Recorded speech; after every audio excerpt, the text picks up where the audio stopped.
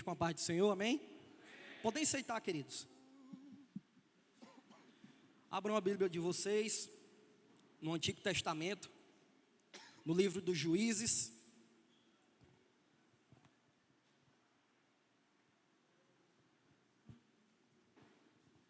Livro dos Juízes, capítulo 6.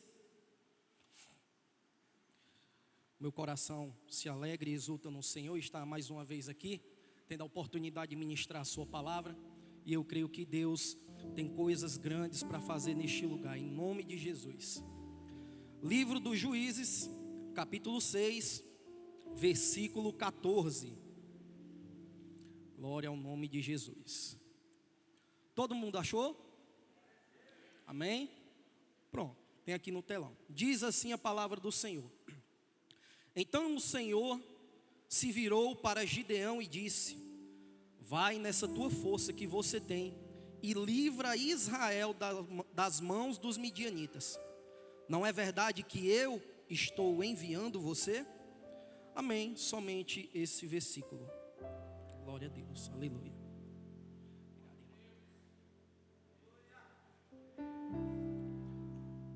Já é sábado da parte dos irmãos, conforme já que foi ministrado em uma outra oportunidade, que o livro dos Juízes, ele retrata um período de 300 anos que se passaram naquele tempo, onde naquele tempo não havia nem reis, nem profetas para governar o povo.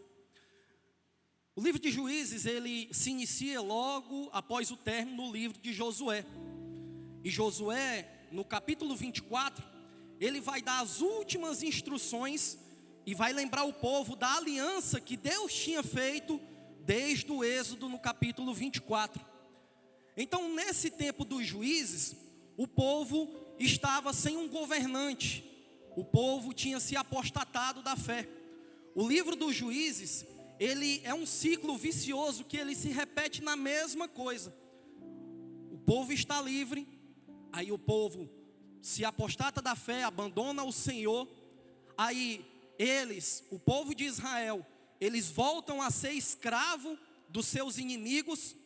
Aí com a escravidão, eles sofrem, eles passam fome, eles apanham. Aí eles clamam ao Senhor, se arrependem, e Deus ouve o seu clamor e envia um Salvador para conduzi-los.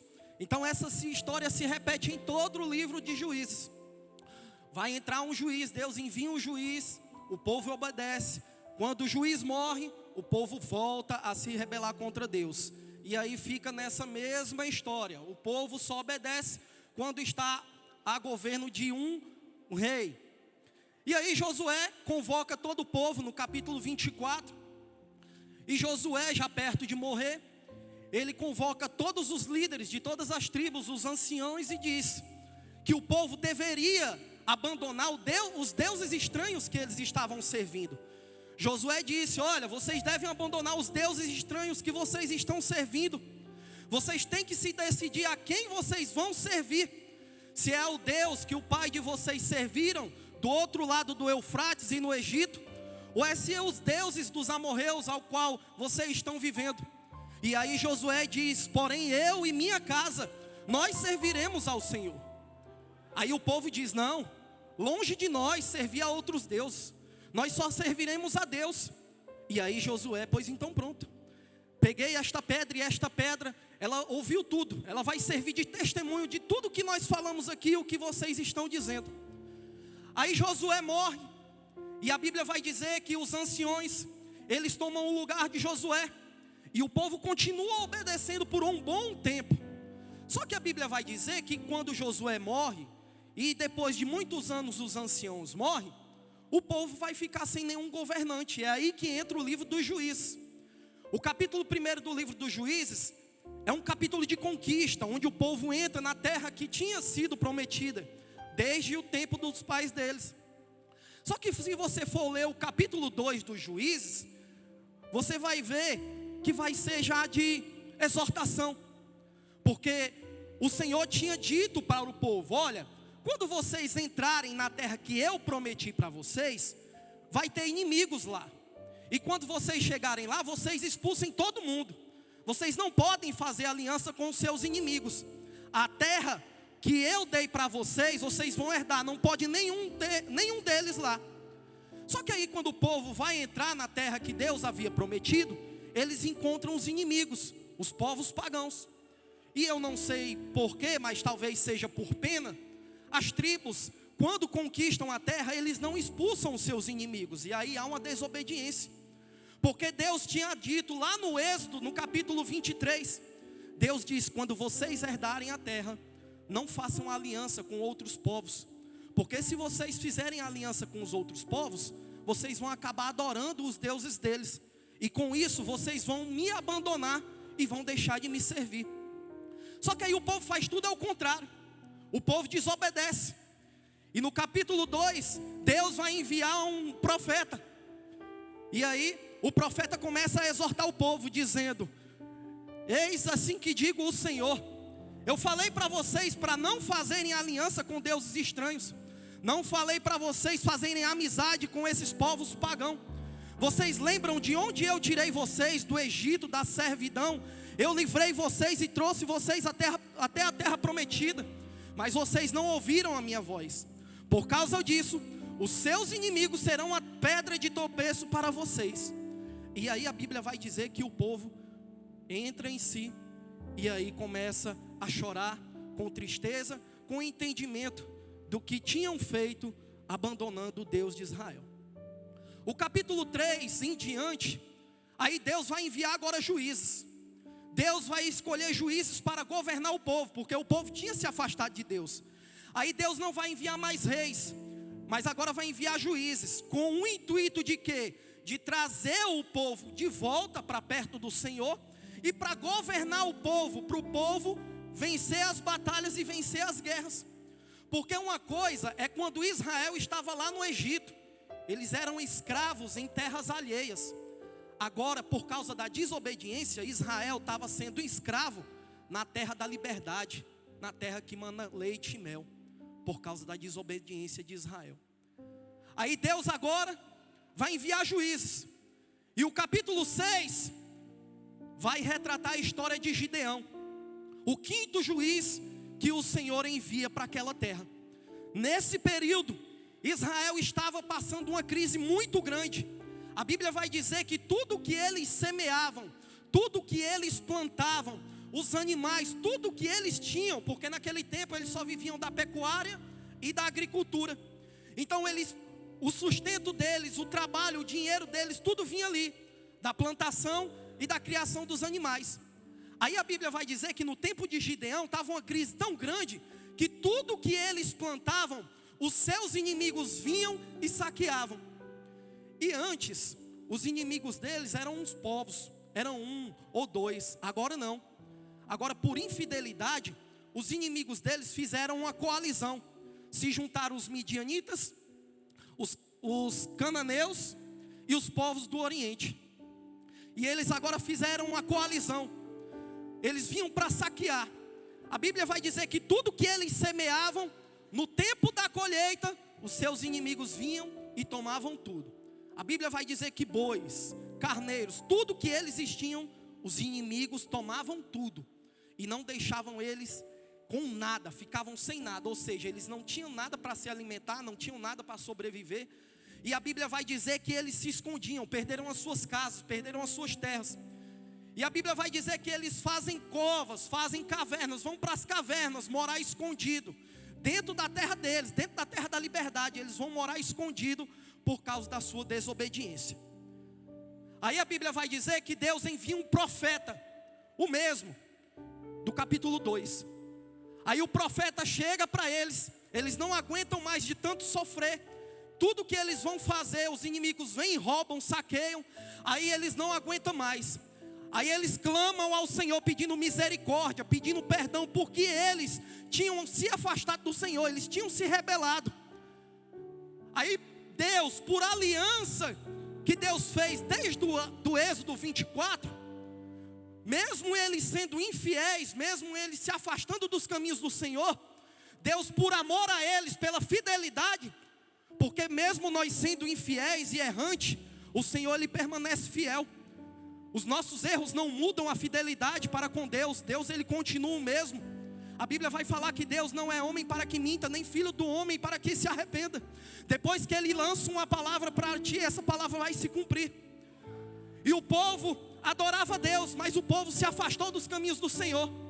Aí Deus permaneceu fiel, porque Deus disse que ia dar a bênção para eles. Deus disse que ia abençoar. Aí Deus envia um profeta agora para exortar. O mesmo que foi dito no capítulo 2 de Juízes.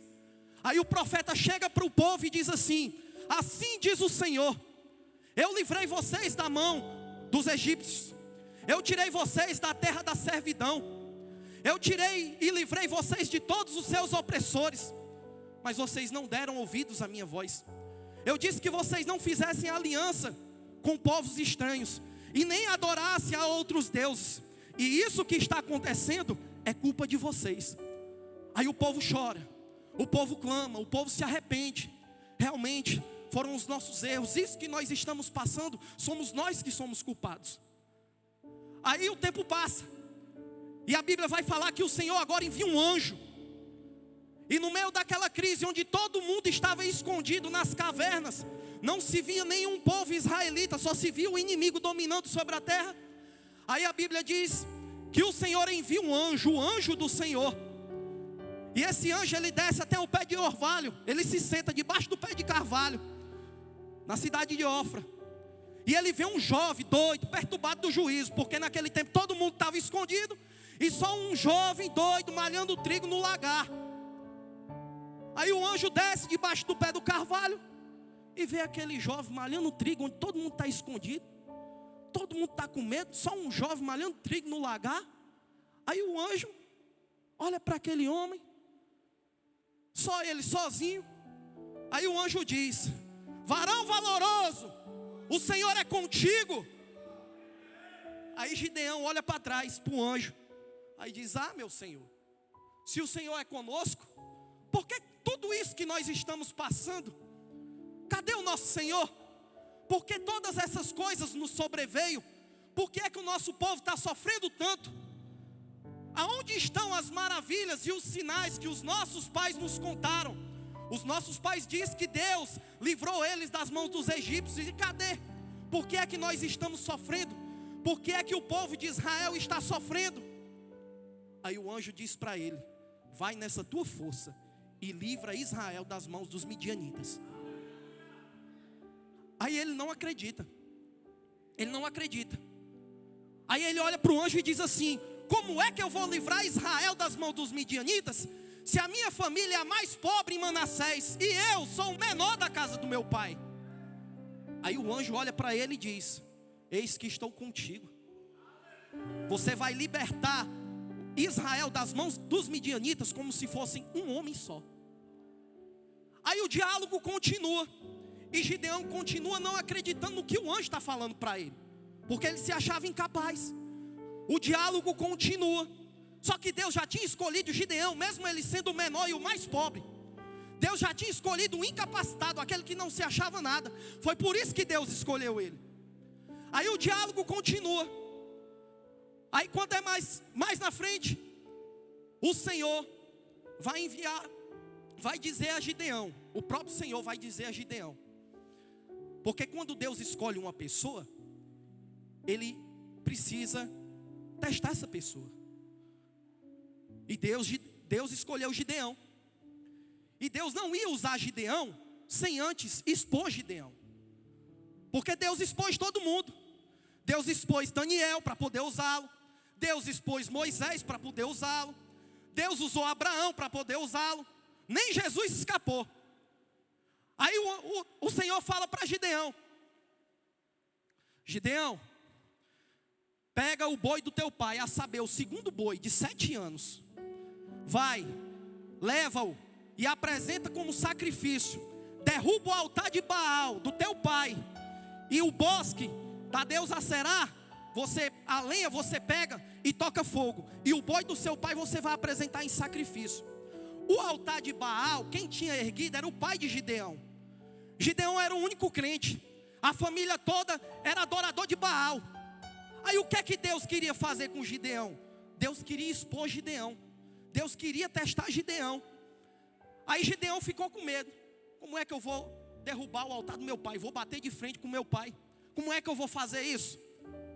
Porque o altar de Baal, para quem não sabe, era rodeado por um bosque, por árvores, por madeiras. Aí Deus disse: olha, você derruba as madeiras, essas árvores, e com essa madeira você vai tocar fogo, e o boi do seu pai você vai apresentar em sacrifício para mim.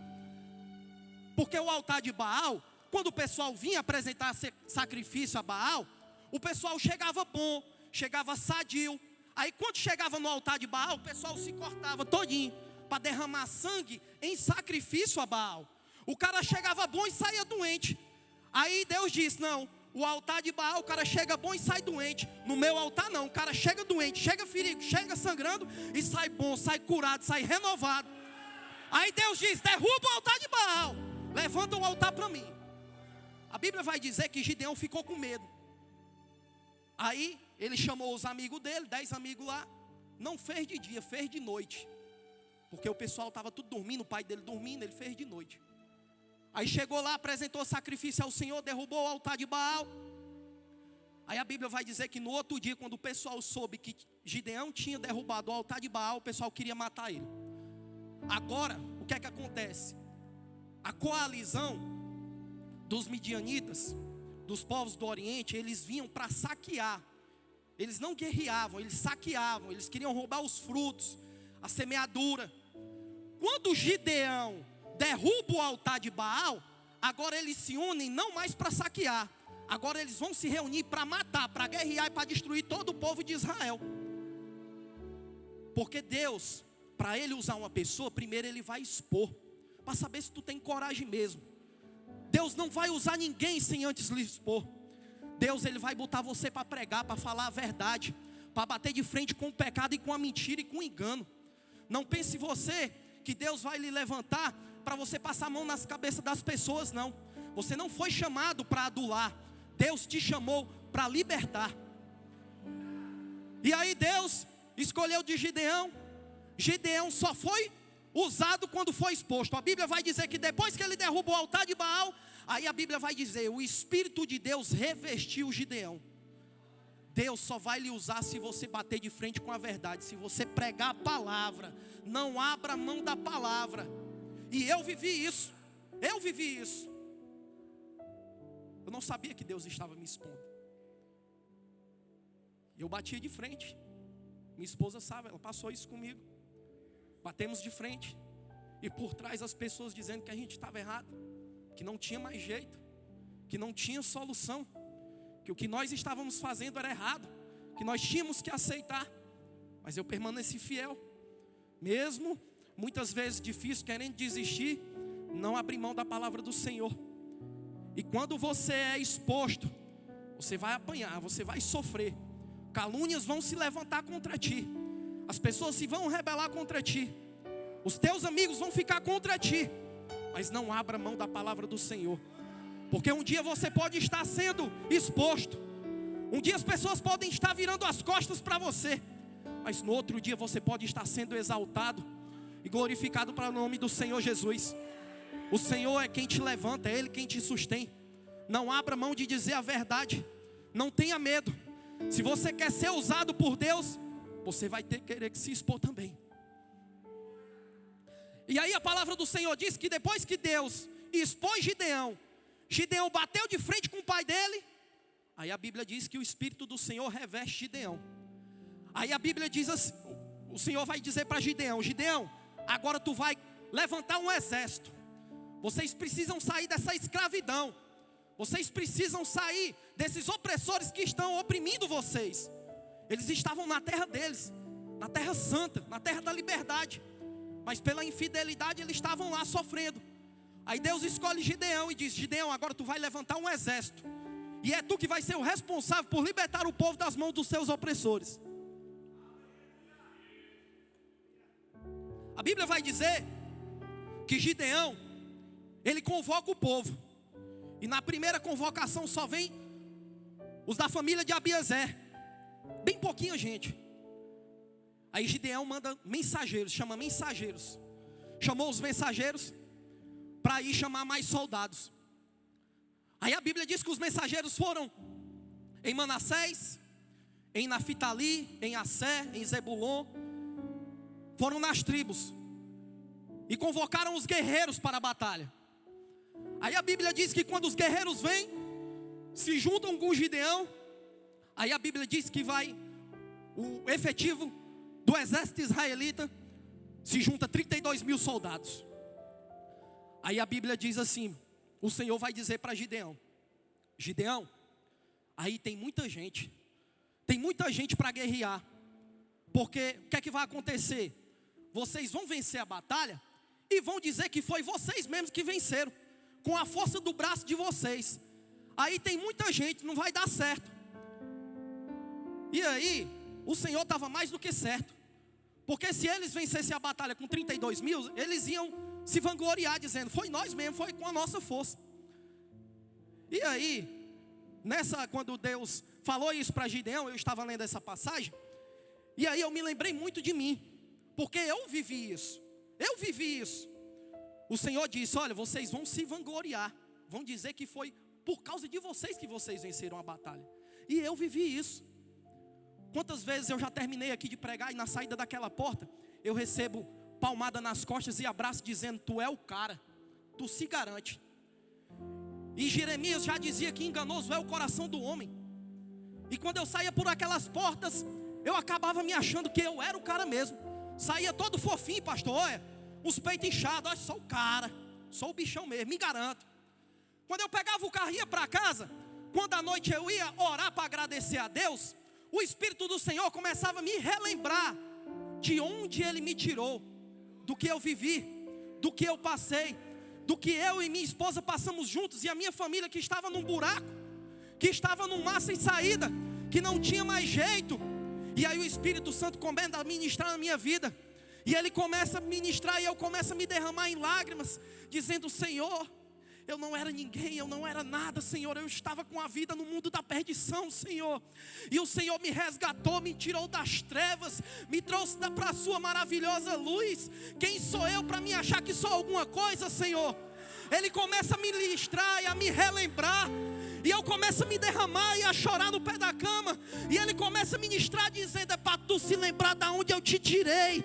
Quem faz sou eu, quem salva sou eu, quem transforma sou eu. A glória é dEle, a adoração é dEle, a exaltação para Ele, tudo é do Senhor. A gente não é nada. Aí por isso que Deus disse para eles, olha, vocês vão se exaltar, vão dizer que foi vocês mesmos que venceram. Só que Gideão talvez não sabia que o efetivo dos midianitas eram cerca de 135 mil soldados. E a Bíblia vai dizer que o efetivo de Gideão era de 32 mil.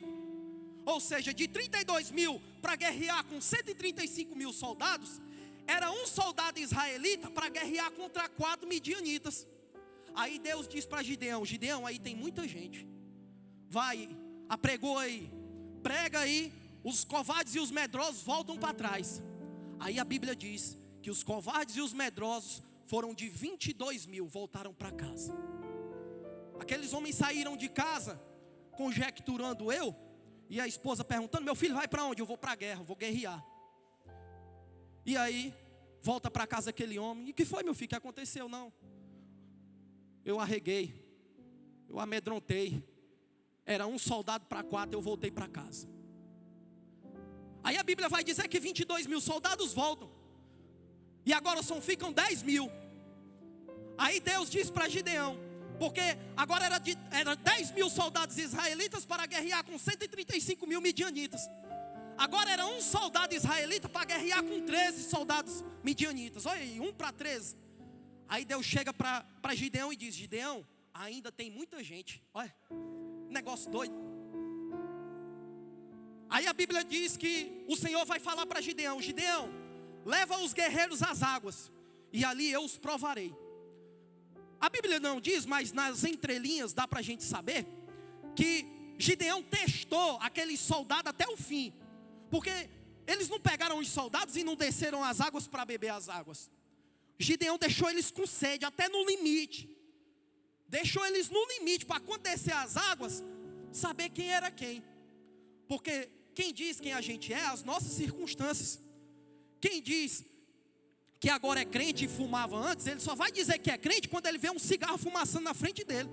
Quem disse que bebia, só vai poder dizer que é crente quando vê um copo de bebida e não beber mais, não sentir mais. Então quem diz quem a gente é são as nossas circunstâncias. Aí Gideão deixou eles no limite, morrendo de sede. Quando ele estava no limite, aí Gideão disse, agora nós vamos para as águas. Aí levou eles para o rio. Aí a Bíblia vai dizer que o Senhor falou assim para ele, Gideão, aquele a quem eu te disser, vai, este contigo irá. Agora quem eu te disser, este não vai, este contigo não irá. Aí os soldados descem as águas. Era tempo de guerra, capacete, couraça, todo paramentado para as guerras. Aí a Bíblia diz que um grupo, eles chegam na beirada das águas morrendo de sede, em guerra. Aí olha para o lado, olha para o outro, pega aqui a água na mão, bebe. Aí a Bíblia vai dizer que o outro grupo vai se ajoelhar, e para poder se ajoelhar tinha que tirar o capacete, a couraça, não tinha como se ajoelhar e beber a água, paramentado.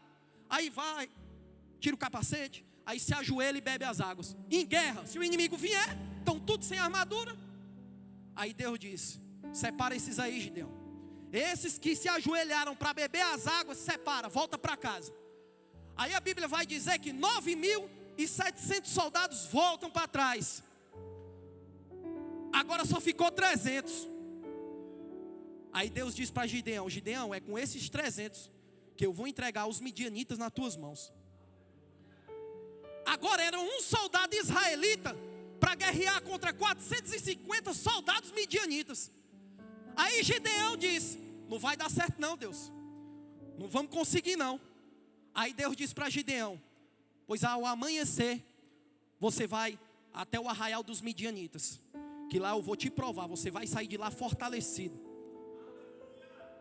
Aí Gideão está certo. Aí ao amanhecer bem cedinho de madrugada, Gideão pega seu servo, Pura. Vai só ele e o servo, só ele o ajudante. Aí a Bíblia vai dizer que de madrugada ele chega no arraial dos midianitas, escondido, escuro.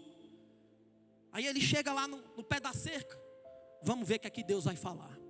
Aí a Bíblia vai dizer que tinha 2 soldados, incrédulos, não crente, conversando.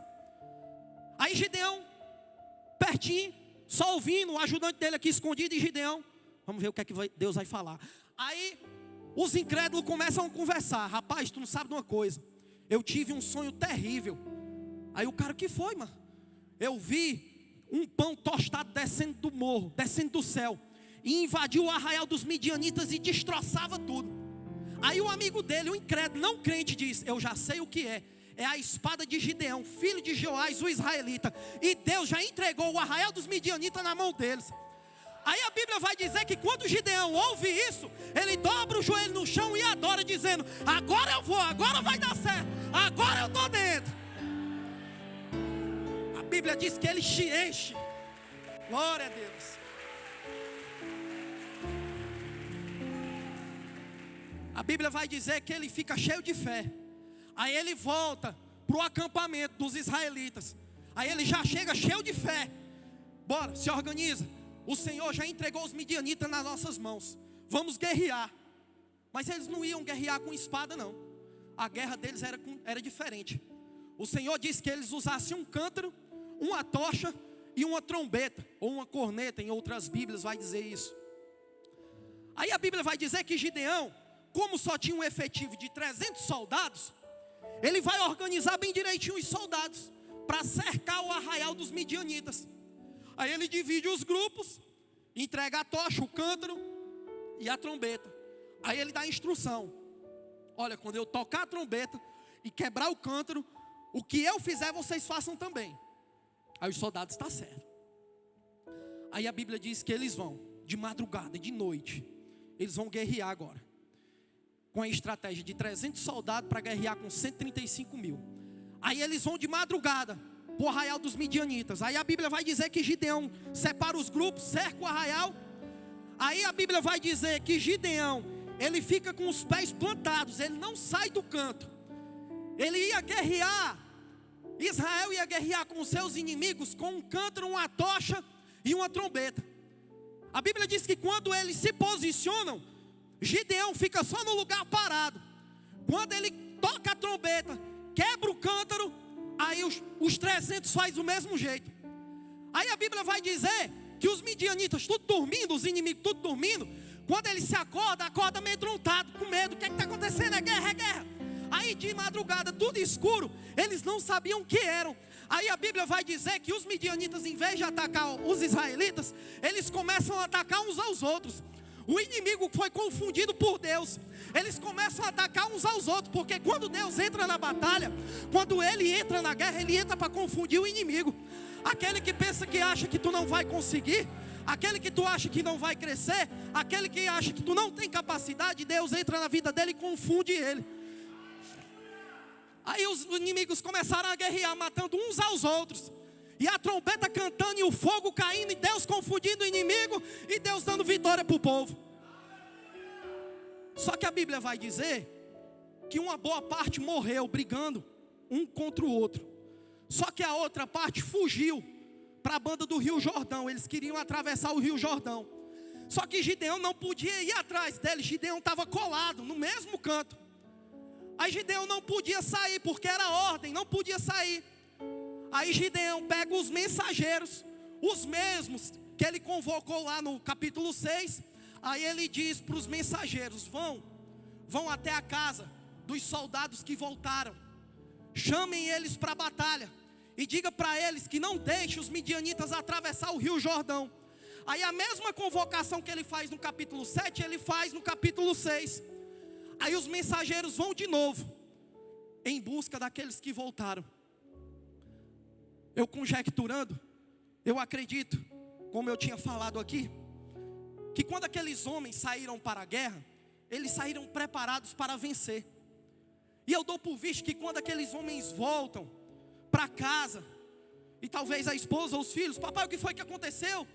Não, eu voltei para trás, eu acovardei, porque era muita gente e eu não tive coragem. E eu acredito que aqueles homens, aonde eles passassem, o povo chamava eles de covarde. Você é uma vergonha, você é um covarde, você é um banana, amarelou na guerra, que guerreiro é você? Eu acredito dessa forma. Só que Gideão vai e manda os mensageiros ir na casa deles que tinham voltado. Quando os mensageiros chegam lá, bate na porta: quem é que mora aí? É um covarde, é um amarelão. Aí o mensageiro chega na casa dos covardes e diz: ei, Gideão mandou te chamar de volta. Ele disse que você ainda serve. Se você quiser voltar para a guerra, ele está te esperando. Aí eu acredito que aqueles guerreiros que voltaram para casa sem esperança foram renovados de uma fé tão grande. E a Bíblia vai dizer que foram esses guerreiros quem foram para a margem do Rio Jordão. A Bíblia vai dizer que foram eles, os 31.700 que voltaram para casa. Não foi os 300, porque os 300 não podiam sair de lá. A Bíblia vai dizer que foi eles, os covardes, os medrosos, os que voltaram para trás. Foi eles que foram para a banda do Rio Jordão e não deixaram os midianitas atravessar. A Bíblia vai dizer que eles guerrearam com os midianitas. E o maior prêmio que se podia ter naquela época era você arrancar a cabeça dos inimigos e trazer de volta. Ali era a maior prova que tinha, era o maior prêmio que tinha. Aí a Bíblia vai dizer que os covardes e os medrosos, eles vão, guerreiam com os midianitas e arrancam a cabeça dos dois príncipes, Oreb e Zeeb. E eu quero conjecturar, naquele momento que quando eles vencem a batalha e arrancam a cabeça para mostrar que venceram a guerra, eles chegando para Gideão com a cabeça dos príncipes, dizendo para Gideão: muito obrigado, Gideão, por ter confiado na gente. Muito obrigado por não ter desistido de nós. Muito obrigado por ter dado um voto de confiança. Aqui o prêmio. O Senhor não desiste de você. O Senhor não desiste. Por mais que nós se rebelamos, porque a história dos juízes, se você ler todo o livro de Juízes, você vai ver que quem se afastou de Deus era o povo. O povo estava sofrendo porque o povo desobedecia a Deus. Só para você ter uma noção, olha o que é que o Êxodo 23 diz no versículo 32. Olha o que é que Deus diz: Não façam nenhuma aliança com eles, nem com os deuses deles. Eles não habitarão na sua terra, para que não façam com que vocês pequem contra mim. Se adorarem os deuses deles, isso será uma cilada para vocês. Você sabe por que é que o povo estava sofrendo? Você sabe por que é que na terra prometida, na terra da liberdade, o povo estava sendo escravo? Porque o povo fez aliança com pessoas erradas, fez aliança com os inimigos. Eles estavam aonde não deveriam estar. Eles se uniram com pessoas erradas. E muitas vezes você tem sofrido e tem apanhado da vida e não sabe por quê. Tem se perguntado por que Deus não está ao seu lado, porque Deus não está ouvindo a sua oração. Mas você não sabe que talvez você deva ter desobedecido a Deus. Muitas coisas que nós passamos são os nossos erros, porque fazemos coisas que Deus disse que não é para fazer. Muitas pessoas têm caído no mundo da perdição e se rebelado e se afastado do Senhor, porque têm se juntado com pessoas erradas lá fora. Porque o povo de Israel, essa nação, não pode fazer aliança com os povos estranhos. Não pode. Porque o que é que vai acontecer? Você vai acabar corrompendo os bons costumes daqui da casa do Senhor. E você vai acabar se corrompendo e adorando outros deuses lá fora. É por isso que muitas pessoas saem da igreja, se rebelam, se afastam do Senhor, porque começam a fazer aliança com pessoas lá fora. E aí, fazendo aliança com pessoas lá fora, você acaba indo para a morte. E o Senhor te trouxe até aqui para renovar essa aliança. Mesmo que você tenha se rebelado e se afastado dos caminhos do Senhor, o Senhor está dizendo esta noite que Ele ainda confia em ti. Ele está te dando um voto de esperança, está dizendo para você que você ainda serve. Ele conta com você para a batalha, para a guerra. Porque assim como os israelitas viviam em guerras constantes, nós vivemos em guerras constantes aqui. Nós sofremos, nós apanhamos, tem as doenças, tem as aflições, tem as guerras emocionais e sentimentais que nós vivemos. Nós vivemos em guerra. Mas o que nós não podemos fazer é abandonar a batalha, é voltar para casa, é abandonar tudo e deixar a fé. Isso é que o inimigo quer, mas o que Deus quer é te fortalecer. Gideão não era capaz, Gideão não tinha capacidade. Deus confiou a ele, para ele liderar um povo e trazer a nação de Israel de volta para perto do Senhor. O Senhor te trouxe aqui, porque Ele anseia pela tua volta. Ele anseia por ti. Você se afastou dos caminhos do Senhor, abandonou a guerra. E o Senhor te trouxe até aqui, dizendo que confia em ti ainda, que Ele espera que você volte para a batalha, porque ainda não terminou. Eu não sei como você chegou aqui, se você chegou aqui porque naquele tempo, quando eles iam para a batalha, eles guerreavam de espada, de todo que era jeito. E muitos soldados que voltavam para casa, voltavam sem um dedo, sem uma orelha, voltavam sem uma perna. Mas eles voltavam sendo aplaudidos, porque eles foram guerreiros até o final. Assim é eu e você. Eu não sei como você chegou aqui. Talvez naquele dia que a trombeta soar, você vai estar todo arrebentado, ferido, com as marcas da vida. Mas um dia que a trombeta soar, eu sei que eu e você estaremos entrando na glória. E o Senhor dizendo: entra, bendito do meu Pai. Eu sei que a batalha foi difícil lá na terra, eu sei que não foi fácil a guerra lá embaixo, mas está aqui o prêmio da guerra que você recebe. É a morada para todo sempre. Eu estava lendo um artigo de guerra. O louvor pode subir, que eu já estou finalizando. Eu estava lendo um artigo de guerra. E esse artigo de guerra, ele falava sobre o exército americano. E aí esse estudo, esse artigo, ele dizia que no ano de 96, o governo americano gastou cerca de $7.000 na vida de um soldado, com armamento, equipamento, colete, capacete, todo para paramentar o soldado. No ano de 96 ele gastou $7.000. Aí esse artigo fazia uma comparação, porque na guerra do Iraque, o governo americano teve que investir $25.000 na vida de um soldado para ele enviar para o Iraque, para a guerra. Convertendo nos dias de hoje, eu acredito que dê mais de R$100.000. E aí, quando esses homens voltavam das guerras, quando eles desciam do avião para a terra natal, aí os familiares iam receber, os governantes iam receber os soldados que tinham ido lá defender a pátria, e dizendo: muito obrigado, muito obrigado. E os soldados diziam: não, a gente não merece o seu obrigado não. Quando a gente se alista, a gente já se alista sabendo de duas coisas: que a gente vai morrer pela pátria e morrer para salvar o nosso colega. Porque a ordem era de, se um soldado ficar para trás, ficar ferido, a ordem era de carregar ele, não podia deixar ele para trás. Mesmo que ele tivesse ferido, caído, não pudesse andar, a ordem era: não pode deixar esse soldado para trás. Então, quando eles se alistam no governo americano, eles já vão alistando sabendo que eles ou vão morrer pela pátria, ou vão morrer defendendo o amigo. Aí esse soldado estava dizendo lá no relato, no estudo, que lá na guerra do Iraque, muitas vezes vem um tiroteio, vem uma guerra, eles estão na frente de batalha, e muitas vezes vem um tiro, que eles não sabem de onde vem. E aí, o soldado aqui na frente, o outro atrás, na fila aqui, e muitas vezes vem aquela rajada de bala, e a bala pega no amigo. O soldado fica ferido no chão. Aí a razão diz para ele continuar, para ele ir em frente e guerrear. Mas aí a emoção, e no subconsciente, vai ver se ele não está respirando, vai ver se ele ainda serve. Quando ele chega e vê o soldado caído, ferido, mas respirando, ele pega o soldado, bota no ombro e leva para continuar na batalha. Aí, a Bíblia vai dizer que eu e você, nós não fomos comprados por ouro e nem por prata. Porque o governo americano investia mais de 125 mil reais num soldado. E a ordem era não deixar nenhum soldado para trás. A ordem era para carregar.